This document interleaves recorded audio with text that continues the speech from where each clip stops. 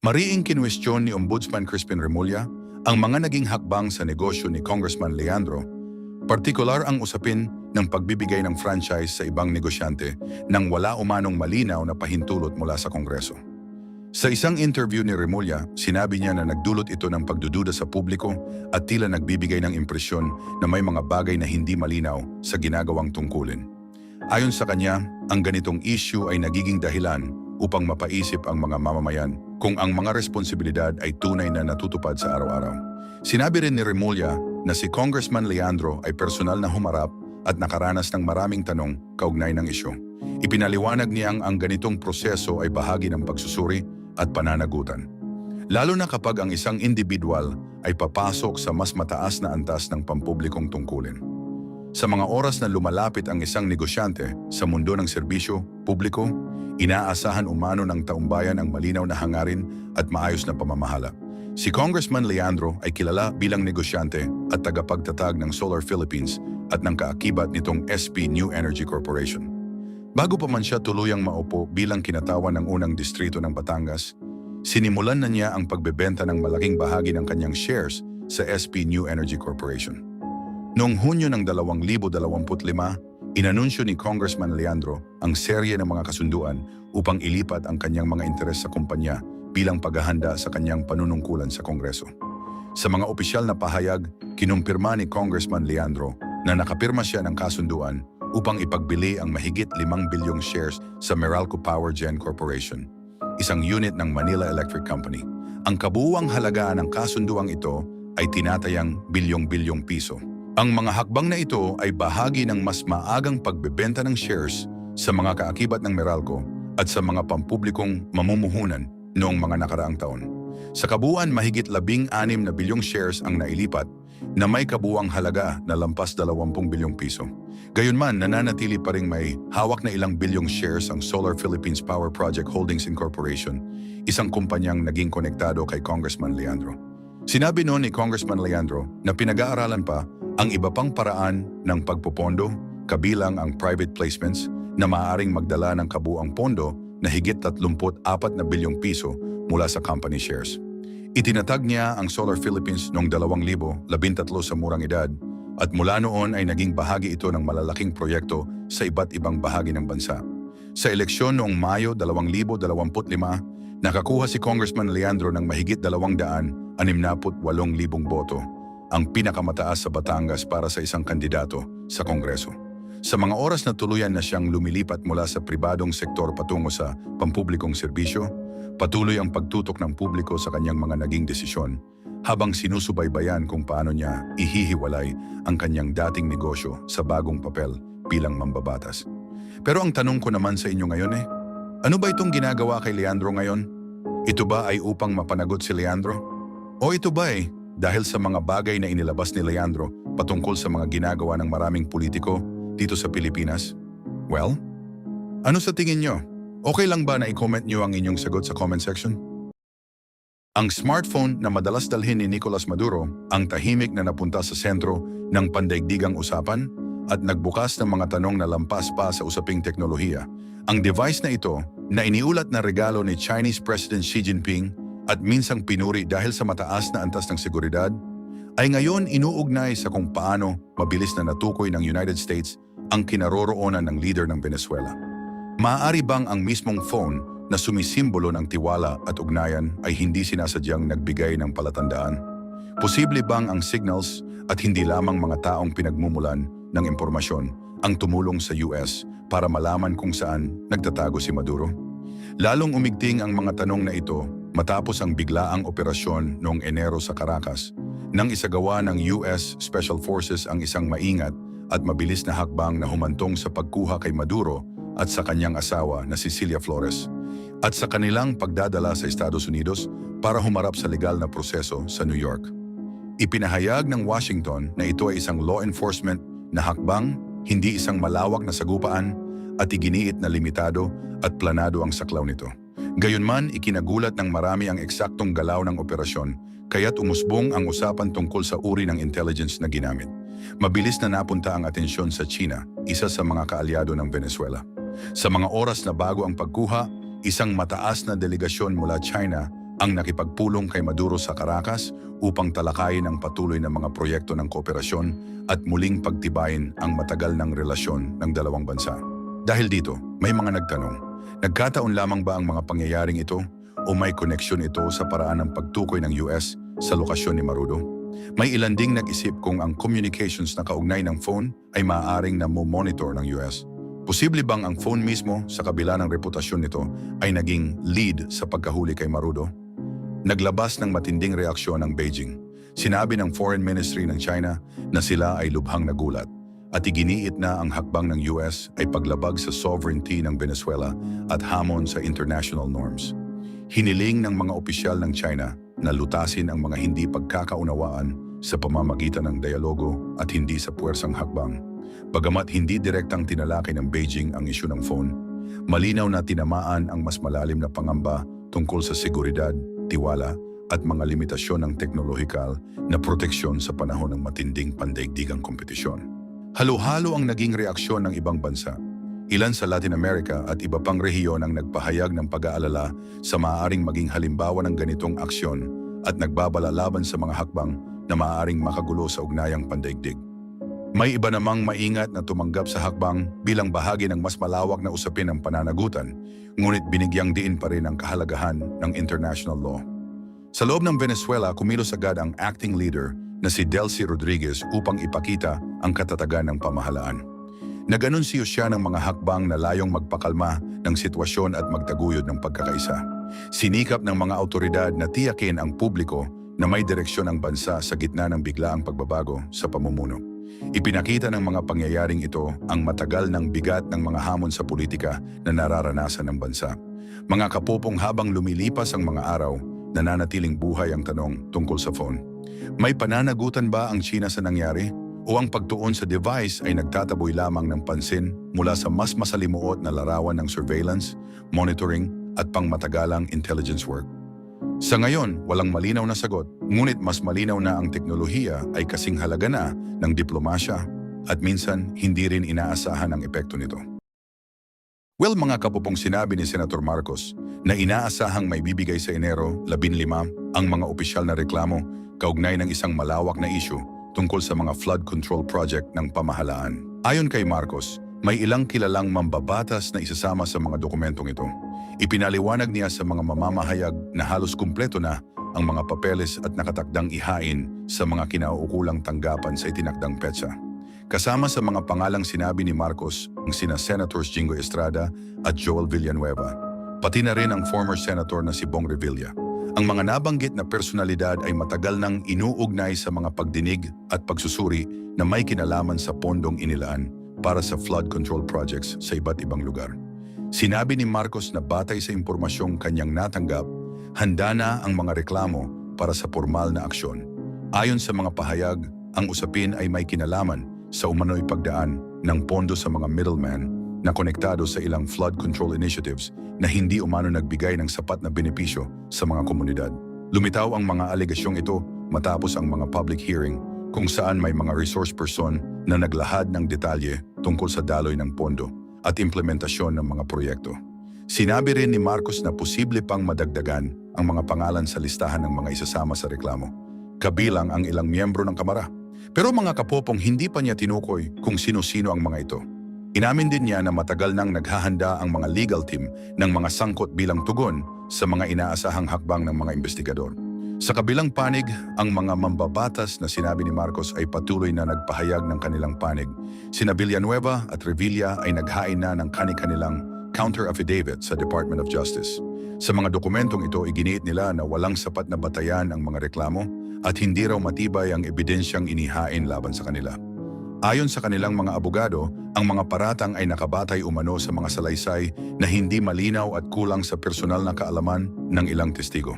Idiniin ng depensa na ang mga pahayag laban sa kanilang mga kliyente ay hindi sapat upang ipagpatuloy ang mas malalim na pagsusuri ng kaso. Sa kanyang counter-affidavit, sinabi ni Villanueva na ang mga alegasyon ay hindi makatwiran at binigyang diin ang kanyang presensya sa mga pagdinig bilang patunay ng kanyang kahandaang tumulong sa proseso. Ipinaalala rin niya na dati na niyang tinanong ang ilang proyekto na kasama sa listahan ng mga pinagtatalo ng flood control work. Pero mga kapupong, ang kampo ni Revilla ay nagsabi na ang reklamo laban sa kanya ay batay umano sa mga pahayag ng mga taong hindi maaasahan. Ayon sa kanyang representative, ang sitwasyon ay nagmumukhang isang uri ng panggigipit sa halip na isang malinaw at fair na proseso ng pagsusuri. Ang mga taga-suporta ng mga sangkot na mambabatas ay nagpahayag din ng kanilang paninindigan.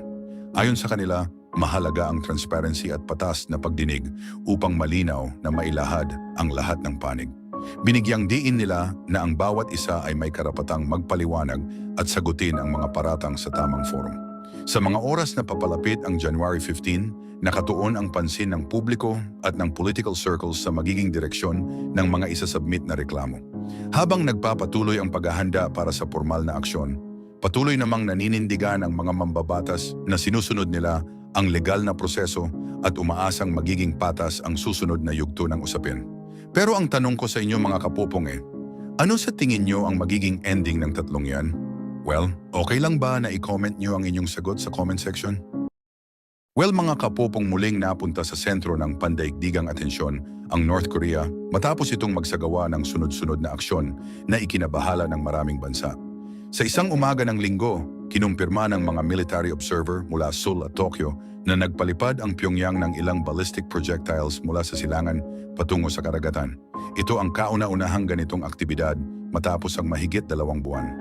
Ayon sa mga opisyal ng South Korea, ang mga projectile ay umabot ng malalayong distansya sa ibabaw ng dagat. Ilang oras bago umalis si South Korean President Lee Jae-myung patungong China upang makipagpulong kay President Xi Jinping. Nagpahayag ng pag-aalala ang mga karatig bansa dahil ang mga pangyayaring ito ay naganap sa sensitibong panahon ng diplomasya sa rehiyon. Ang mga aksyong ito ay sinundan ng malawakang operasyong isinagawa ng United States sa Venezuela na nagresulta sa pagkakakontrol kay Nicolas Maduro at sa kanyang pagdadala sa Estados Unidos upang harapin ang mga matagal ng usaping legal.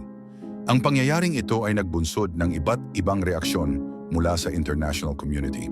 May ilang bansa ang nagpahayag ng suporta, samantalang ang iba naman ay tumutol at sinabing ito ay labis na pakikialam sa panloob na usapin ng isang soberanong estado. Ang sitwasyong ito ay nagdagdag sa tensyon sa pandaigdigang sagupaan ng impluwensya at kapangyarihan. Pagkaraan ng ilang araw, iniulat ng state media ng North Korea na personal na pinangasiwaan ni Kim Jong-un ang testing ng ilang armas nila, partikular ang hypersonic systems na kilala sa bilis at kakayahang magmaniobra sa himpapawid. Ayon sa ulat, bahagi ito ng paghahanda para sa isang mahalagang pulong ng pamunuan na gaganapin sa huling bahagi ng buwan, kung saan inaasahang ilalatag ang mga susunod na direksyon ng pambansang pulisya. Sinabi ng mga ulat na ang mga missile tests ay umabot sa malalayong bahagi ng dagat sa silangan. At para sa mga taga-masid sa labas ng bansa, malinaw na may mensaheng nais iparating ang timing ng mga aktibidad na ito. Kasabay nito, naglabas ang North Korea ng opisyal na pahayag na mariing tumutuligsa sa aksyon ng Estados Unidos sa Venezuela. Sa pamamagitan ng kanilang foreign ministry, sinabi ng Pyongyang na ang naturang operasyon ay paglabag sa soberanya at hindi naayon sa mga pamantayan ng pandaigdigang komunidad. Hinimok nila ang iba pang mga bansa na bigyang pansin ang mga pangyayaring ito na ayon sa kanila ay nagpapakita ng kawalan ng respeto sa kalayaan ng mga estado. Sinabi rin ng mga tagapagsalita ng North Korea na ang mga kaganapan sa Latin America ay nakaapekto sa balanse ng ugnayang pandaigdig. Ayon sa mga analyst, ang pagsasabay ng matitinding pahayag at mga demonstrasyon ng kakayahan ay may layuning magpadala ng iba't ibang mensahe. Isa rito ang paalala sa Beijing, lalo na sa mga oras na pinapalakas ng South Korea at China ang kanilang ugnayan. Matagal nang may pag-aalinlangan ang Pyongyang sa ganitong mga kooperasyon. Isa pang layunin ay ipakita ang paninindigan at pagiging independyente ng North Korea sa gitna ng mabilis na pagbabago sa pandaigdigang sagupaan. Mabilis ang naging reaksyon ng mga karatig bansa. Nanawagan ng Seoul at Tokyo ng kahinahunan at hinikayat ang lahat na umiwas sa mga aksyong maaaring magpataas ng tensyon sa rehiyon. Samantala, sinabi ng US Indo-Pacific Command na walang agarang panganib sa kanilang mga tauhan at kaalyado, ngunit patuloy ang kanilang koordinasyon sa mga kasosyo para sa masusing pagmamasid sa sitwasyon. Well, mga kapopong, binigyang diin ng mga leader at diplomat ang kahalagahan ng open na komunikasyon at dialogo. Bagamat matitindi ang mga pahayag mula sa Pyongyang, Patuloy pa rin ang panawagan ng maraming bansa para sa pagpigil at mapayapang pag-uusap sa mga oras na sinusubukan ng pandaigdigang komunidad na bawasan ang hindi pagkakaunawaan at mapanatili ang katatagan sa ugnayang pandaigdig. Well, mga kapupong, muling napunta sa gitna ng pandaigdigang pansin ang Venezuela matapos ang isang biglaang pangyayari na kinasangkutan ng United States at ng pamunuan ng bansa. Naglabas ng video message si Venezuelan Defense Minister Vladimir Padrino kung saan sinabi niya na mariing tututulan ng Venezuela ang anumang presensya ng dayuhang tropa sa kanilang teritoryo. Ayon sa kanya, hindi katanggap-tanggap ang pakikialam ng ibang bansa sa panloob na usapin ng Venezuela at handa ang pamahalaan na gumawa ng mga kinakailangang aksyon upang ipagtanggol ang soberanya ng bansa. Sinabi rin ni Padrino na may mga pangyayaring naganap sa mga lugar na may maraming naninirahan at kasalukuyang kinokolekta ng mga autoridad ang mga ulat tungkol sa mga individual na labis na naapektuhan ng naturang operasyon. Idiniin niya na ang ganitong uri ng sagupaan ay nagdudulot ng takot at pangamba sa mga komunidad, kaya't mahalaga umano ang pagkakaisa ng mamamayan at ng mga institusyon ng Estado. Kasunod nito, naglabas ng opisyal na pahayag ang Bolivarian National Armed Forces ng Venezuela. Kinondena nila ang kanilang tinawag na duwag na pagkuha kay President Nicolas Maduro na iniuugnay sa puwersa ng United States. Ayon sa militar, maraming miyembro ng security team ng Pangulo at mga taong nasa paligid ang labis na naapektuhan sa nasabing aksyon. Ipinahayag ng kanilang army ang kanilang buong suporta sa pamahalaan at ang kanilang determinasyon na panatilihin ang kaayusan at katatagan ng bansa. Ang mga pangyayaring ito ay naganap sa gitna ng matagal ng tensyon sa politika ng Venezuela. Bago pa man ang insidenteng ito, matindi na ang hamon sa pamumuno ni President Maduro dahil sa mga pinagtatalo ng halalan at mga tanong tungkol sa legitimasyon ng pamahalaan. Ayon sa pagsusuri ng America's Quarterly, ang pananatili ni Maduro sa kapangyarihan ay nakasalalay sa ilang mahahalagang salik, kabilang ang katapatan ng militar, pagkakaisa ng mga nasa mataas na posisyon at ang epekto ng patuloy na paghihirap sa ekonomiya. Sinabi sa ulat na ang kakulangan sa pangunahing pangangailangan at ang patuloy na problema sa kabuhayan ay maaaring magpahina sa suporta ng publiko sa pamahalaan. Sa mga oras na may pagbabago sa loob ng mga institusyon o sa pananaw ng mga mamamayan, maaaring magkaroon ng bagong direksyon ang politika ng bansa. Ito ang mga indikasyong patuloy na binabantayan ng mga analyst at pandaigdigang tagamasid. Matapos ang naturang pangyayari, nagdeklara si President Maduro ng state of emergency at nanawagan sa iba't ibang sektor ng lipunan na magkaisa. Sinabi niya na ang sitwasyon ay usapin ng pagtatanggol sa kalayaan at dignidad ng Venezuela. Para sa kanyang mga taga-suporta, malinaw na mensahe ito na ang kapalaran ng bansa ay dapat pasyahan lamang ng mga Venezuelan, hindi ng mga panlabas na puwersa. Sa loob ng bansa, halo-halo ang naging reaksyon ng publiko. May mga komunidad na nakaramdam ng matinding takot at pagkalito dahil sa mga ulat ng pagsabog at kilos militar sa iba't ibang lugar.